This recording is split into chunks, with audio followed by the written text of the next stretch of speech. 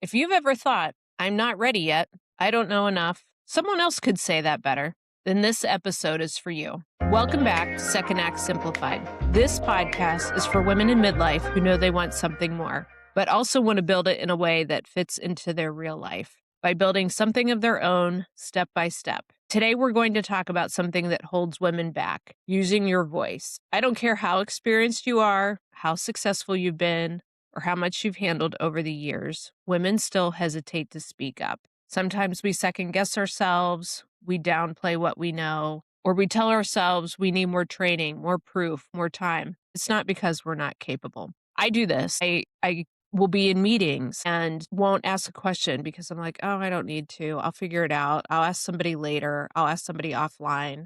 I probably should have just asked the question because a lot of times you find out when somebody asks a question, it either engages other people to share things, or you learn more, or somebody else in the room had the same question and also didn't ask. When I sit back and think about, why didn't I just ask the question? It's almost silly. People come to me all day long asking me questions. So I have the answers, or I know what I'm talking about, but I still sit back and like, I'll just ask later. I don't want to ask during this call.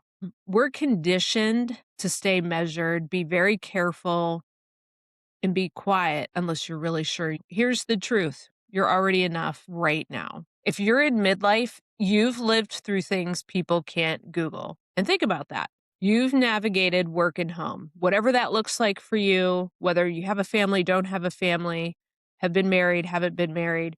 You still have been through significant changes over the years as far as your career is concerned. You've made hard decisions without having a clear right or wrong answer, and you've gotten through it. You've balanced responsibilities most people haven't seen, or people that are much younger than you haven't even gone through yet. Think about it. If you want to know what it's like, let's say you have a question about raising a family. Are you going to ask somebody who just gave birth a week ago, or are you going to ask somebody who's actually raised a family? You're going to ask somebody who raised the whole family. Not to say that the woman who just gave birth a week ago doesn't have important things to share. That's who I would go to if you had recent birth questions.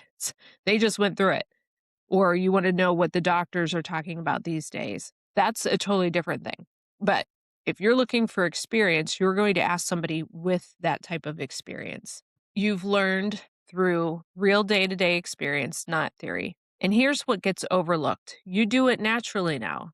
We don't even think about it, but that's really valuable. Think about how many channels are out there that are teaching people, young people, how to do simple things like cook, clean a house, change a tire, because people aren't learning those things. So they're looking for people with experience to share that because they don't have that experience yet.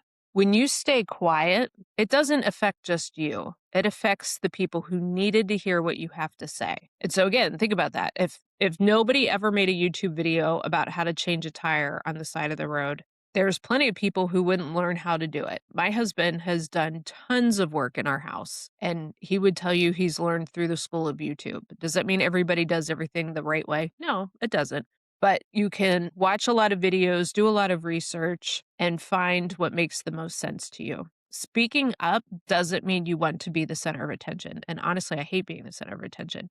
It's funny that I do podcasts and YouTube videos because I really don't like to be the center of attention, but it's really easy for me to talk to a camera. And if I'm helping another woman in midlife take the reins and do something that she's passionate about, then it was totally worth it. Here's some examples of what that might look like for you.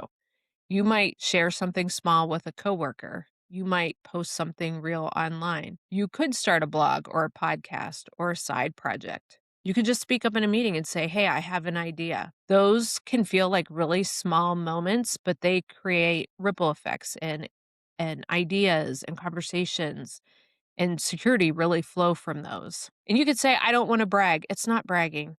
Women hold back because we don't want to sound like we're bragging or just be too much. But there's a difference between bragging and sharing. When you share an experience in an honest way, it's bridging a gap and making a connection with somebody.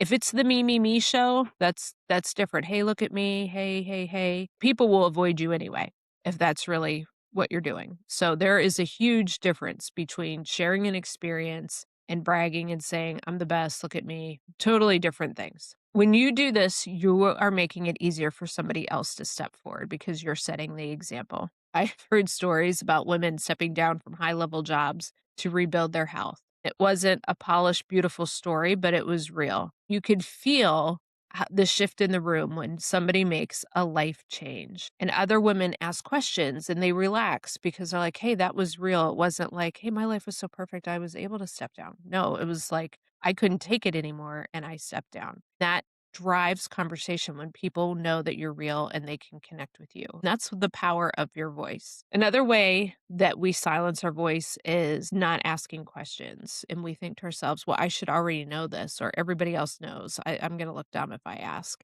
But the women who ask the questions are actually leading because they're creating space for other people to learn. Or you're setting the example for other people to not be afraid to ask a question. There's something to be said about being knowledgeable, which you are, and then also being willing to learn and ask questions and grow. That's where really powerful growth happens. At this stage of your life, assuming you're in midlife, your voice matters a lot. It's time to say what you think, share what you know, and start the thing that you've been thinking about, even if your voice shakes a little bit the first time. When you speak from experience and humility, people are going to listen because it's real. If you've been holding back, let this be your nudge. Start small, say something, share an idea, post the thought, raise your hand.